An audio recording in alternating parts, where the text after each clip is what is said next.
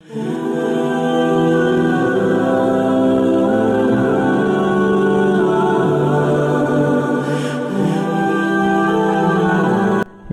غزوہ حنین میں فتح کے بعد کا واقعہ ہے کہ نبی کریم صلی اللہ علیہ وآلہ وسلم نے قبیلۂ حوازن کے لوگوں سے پوچھا، تمہارا سردار مالک بن عوف کہاں ہے؟ اس نے تم لوگوں کو اللہ اور اس کے رسول صلی اللہ علیہ وسلم سے لڑنے پر اکسایا تھا۔ لوگوں نے کہا، وہ طائف بھاگ گیا ہے۔ حضور صلی اللہ علیہ وسلم نے ارشاد فرمایا، مالک بن عوف سے جا کر کہہ دو کہ اگر وہ میرے پاس آ جائے تو نہ صرف ان کے اہل و عیال اور مال و مویشی واپس کر دیے جائیں گے بلکہ میں اپنی طرف سے 100 اونٹ بھی دوں گا۔ مالک بن عوف طائف میں سخت پریشانی اور بے کسی کے عالم میں زندگی کے دن گزار رہے تھے۔ انہیں جب یہ اطلاع ملی کہ نبی کریم صلی اللہ علیہ وآلہ وسلم نے انہیں معاف فرما دیا تو فوراً بارگاہ نبوی صلی اللہ علیہ وآلہ وسلم میں حاضر ہوئے۔ چنانچہ حضور صلی اللہ علیہ وسلم نے اپنے وعدے کے مطابق عمل فرمایا۔ انہوں نے نہ صرف ان کی قوم کی سرداری واپس کی بلکہ چند دوسرے قبائل کا بھی سردار بنا دیا۔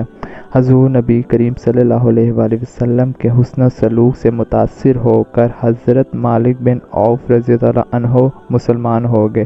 مسلمان ہونے کے بعد آپ نے حضور صلی اللہ علیہ وسلم کی شان میں چند اشعار کہے جن کا مفہوم یہ تھا کہ میں نے محمد صلی اللہ علیہ وسلم کے اخلاق جیسا کوئی انسان نہیں دیکھا اور نہ سنا ہے۔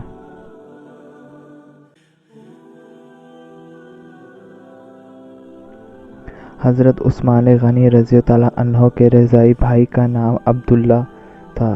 یہ مدینہ منورہ میں حضور سرور کائنات صلی اللہ علیہ وآلہ وسلم کی خدمت اقدس میں رہا کرتا تھا اور آپ صلی اللہ علیہ وسلم کے ارشاد مبارک سے وحی کی کتابت کا فریضہ سر انجام دیتا تھا، مگر قرآن مجید کی کتابیت کرتے ہوئے خیانت سے کام لے کر کلمات میں تبدیلی کرنے کی کوشش کرتا تھا۔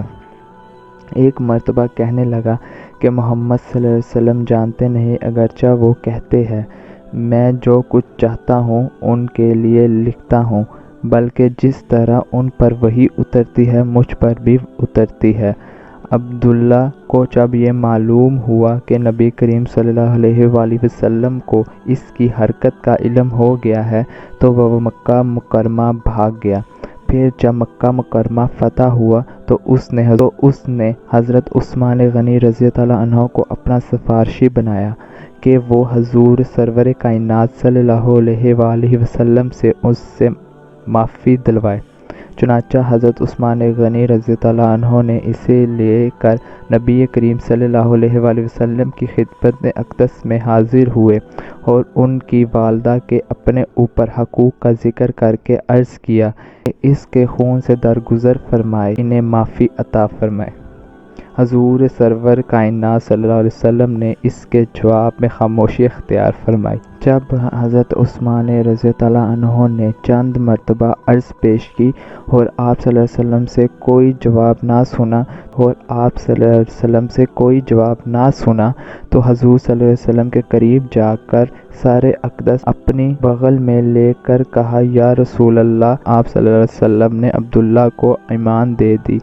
جب کئی مرتبہ عاجزی سے پوچھا تو آپ صلی اللہ علیہ وسلم نے فرمایا، ہاں جناب، عبداللہ مسلمان تھے، مگر جب بھی کبھی حضور صلی اللہ علیہ وسلم سے سامنا ہوتا تو شرمندگی کی وجہ سے بھاگ جاتے۔ ایک دن حضرت عثمان غنی رضی اللہ عنہ نے عرض کیا کہ یا رسول اللہ، عبداللہ میرا رضاعی بھائی ہے، جب آپ صلی اللہ علیہ وسلم کو دیکھتا ہے تو بھاگ جاتا ہے۔ حضور نبی کریم صلی اللہ علیہ وسلم نے ارشاد فرمایا، میں نے تو اسے ایمان دے دی ہے۔ حضرت عثمان غنی رضی اللہ عنہ نے کہا، مگر جب اسے اپنا وہ بڑا جرم یاد آتا ہے تو آپ صلی اللہ علیہ وسلم کی نگاہ پاک کی تاب نہیں لا سکتا۔ جب غزوہ احد میں حضور نبی کریم صلی اللہ علیہ وآلہ وسلم کے دانت مبارک شہید ہو گئے، سر اقدس اور چہرہ انور بھی زخمی ہو گیا۔ یہ دیکھ کر صحابہ کرام رضی اللہ عنہ نے رنج و اضطراب کی حالت میں عرض کیا، یا رسول اللہ صلی اللہ علیہ وآلہ وسلم، آپ صلی اللہ علیہ وآلہ وسلم مشرکین کے لیے بد دعا فرمائیں۔ آپ صلی اللہ علیہ وسلم نے ارشاد فرمایا کہ میں لعنت اور بد دعا کے لیے نہیں بھیجا گیا، میں تو رحمت بنا کر بھیجا گیا ہوں۔ اس کے باوجود جب قریش مکہ کی روش میں کوئی تبدیلی واقع نہ ہوئی اور ان کی اذیت حد سے تجاوز کر گئی تو صحابہ اکرام رضی اللہ عنہ نے پھر عرض کیا کہ یا رسول اللہ صلی اللہ علیہ وآلہ وسلم، ان ظالموں کے حق میں بد دعا فرمائیے۔ مگر حضور صلی اللہ علیہ وآلہ وسلم نے قریش کے حق میں یہ دعا فرمائی، اے اللہ میری قوم کو معاف فرما دے کہ یہ لوگ بے خبر ہے۔